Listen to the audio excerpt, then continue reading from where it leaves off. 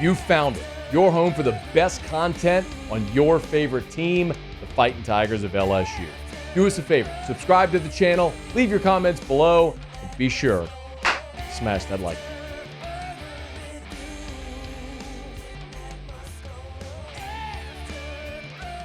All right, Tigers pound Auburn 48-18, and after back-to-back weeks of sweating games quite literally to the last play, after back-to-back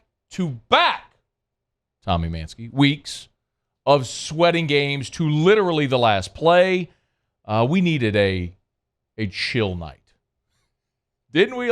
We needed a night where it's like, oh, okay, just kick your feet up, have a cocktail, enjoy the entire process as it played out.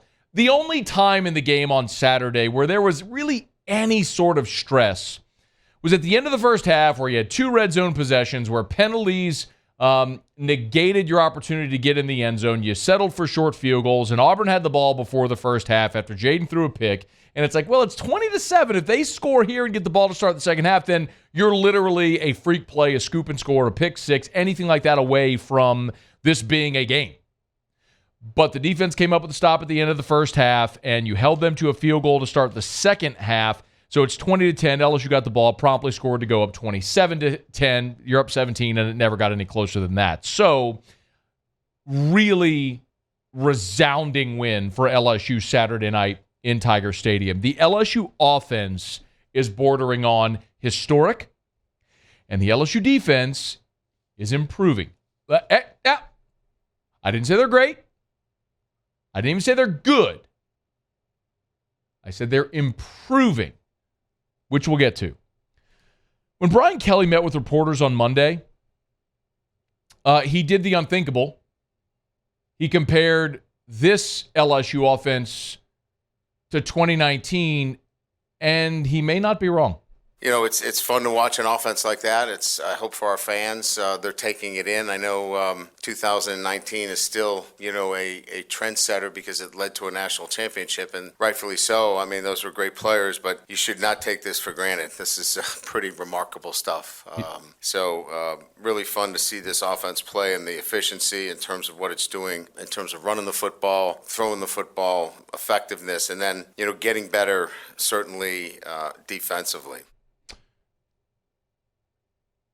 On Saturday, LSU became the first offense in program history to put up 500 yards in 6 consecutive games. Even the 2019 Tigers didn't do that. LSU hit the 48-point mark for the 3rd consecutive game. The only other team in the history of the program to do that, 2019. Right now, LSU is 2nd in the country in total offense. They are 3rd nationally in scoring offense. Jaden Daniels is 3rd nationally in passing yards. He is just 7 yards behind your Heisman frontrunner, Michael Penix from Washington. Let me say that again slowly. Jaden Daniels is 7 yards passing behind Michael Penix. Malik Neighbors leads the nation in receiving yards. Yes, you are talking about an historic offense. They're not to 2019 standard yet. I don't think they will catch that team, which had 15 games to compile stats we will never see again. But the way they are pacing and trending, we've only seen anything remotely close to this once before, and that was in 2019. As for the defense, they are improving. I think everyone has asked some form of the same question since Saturday night. Well, is the defense getting better, or is Auburn really that bad? And the answer is both. Auburn is really that bad. They have no semblance of a passing game. They do not have talent out wide. Their quarterback is not very good, and certainly Peyton Thorne isn't the guy that's going to beat you with his feet. Robbie Ashford has that ability a little bit. They used him at times, but LSU had a plan for it. But Jarquez Hunter's a really good running back, and LSU stymied that Auburn running game on Saturday. Auburn in the game ran for 139 yards. 34 rushes for 139, an average of 4.1 yards per carry. If we were talking about an elite defense, you would look at 4 yards a carry and go, But we're not talking about an elite defense. We're talking about a defense that gave up 700 yards 2 weeks ago to Ole Miss. Okay? So context matters here. There are two things I will tell you that are undeniably improved in the last 2 weeks. Missouri and Auburn. Two things. Number one, going to a four-man front has made your defensive tackles more active. That's undeniable. Paris Shand, Harold Perkins, Jordan Jefferson, all deflected balls at the line of scrimmage. You had 2 sacks, 5 tackles for loss against an Auburn team that wasn't even really trying to push the ball downfield. And you still were able to create pressures with your front. This is something we talked about all throughout the offseason. The strength in LSU's defense was going to be in its front seven. But because of their alignment, they were not utilizing their front seven and playing to their strengths. You are now with a true four-man front. The other thing that allows is for Harold Perkins to play that nickel Sam role. And we're seeing it. Look at the way Harold Perkins is filling up the stat line. I mean, it's not a coincidence that they've solidified Perkins' role and you see 5 tackles, 4 solos, a sack, 2 TFLs, a pass defended, and a partridge in a pear tree. They're allowing the game is no longer slow for him. Every week when he was having to play a different position and a different role based on that opponent, there was a lot of thinking. Now it's, hey, go be the super freak athlete that you are. And we continue to see it. Just like a week ago against Missouri, that first play of the second drive where they threw a screen pass, he crashed down, 2-yard TFL. Like, you're seeing that now, that Harold Perkins just go be a fast athlete in space and create havoc. Those two things are undeniably better on this defense, and it's allowing you to put teams behind the sticks, and it's allowing your defense to get off the field. This isn't going to be, I'll say it again, this isn't going to be a top 10, top 20, top 30 defense nationally. It's not. You've got some real challenges ahead, too. You got to go to Tuscaloosa. I know the issues they've had offensively.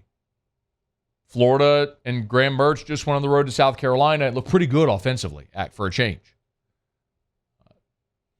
Yet A&M's had their struggles, okay? So, like, you've got opportunities also to have better performances than what you saw the first month of the season. Things that more closely resemble what you saw against Missouri, where you were able to get stops in the second half, and against Auburn, where you got stops and got off the field and created pressure and put them behind the sticks and put the offense in disadvantageous situations that you were able to take advantage of. So, yes, the defense is improving.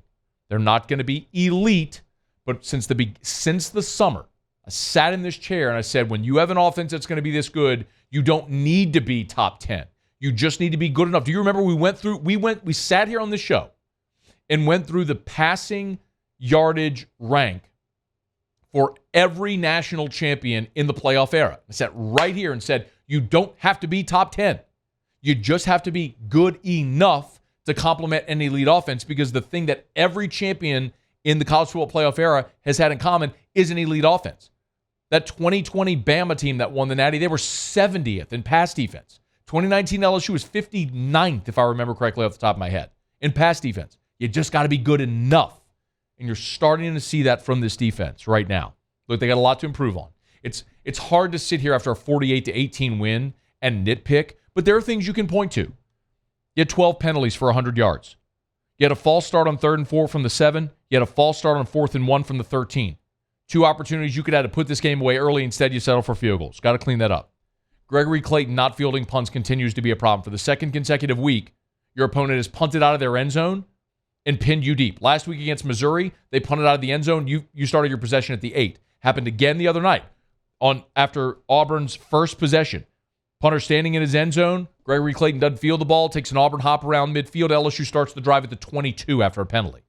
They're punting out of their end zone. You should have the ball at midfield or better. You're starting at your own 22. You got to field the ball. Kyron Lacey had a drop on a 3rd and 7. Jaden Daniels threw a pick. There are things you can improve upon. It wasn't perfect. But when you have those things to improve upon, when you win by 30, it's a lot easier to watch film on a Monday. Everything you had as a goal in August is still in play. Yes, playoff, national championship, all that is still in play. I'm not telling you that it's likely. It's highly unlikely. It's highly improbable. But are those things in play? Yeah. Like, you're going to go beat Army this weekend. You're going to get a week off to try to get healthy, 2 weeks to prepare, to go to Tuscaloosa and take your swing. And if you manage to beat Alabama, can you beat Florida at home? Yeah. Then you get Georgia State, and then can you beat A&M at home? Yeah.